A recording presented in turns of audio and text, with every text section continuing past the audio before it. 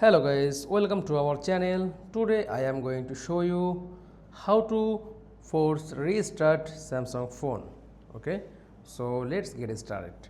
Then first of all click on, then tap on scroll down.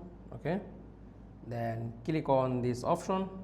Okay, then tap on restart button, then tap on this option is power off, then emergency call, then medical info, then restart. Okay, then back, then tap on power button and volume down button, then tap, then press, wait, then restart option, then power option, then emergency call, then medical info.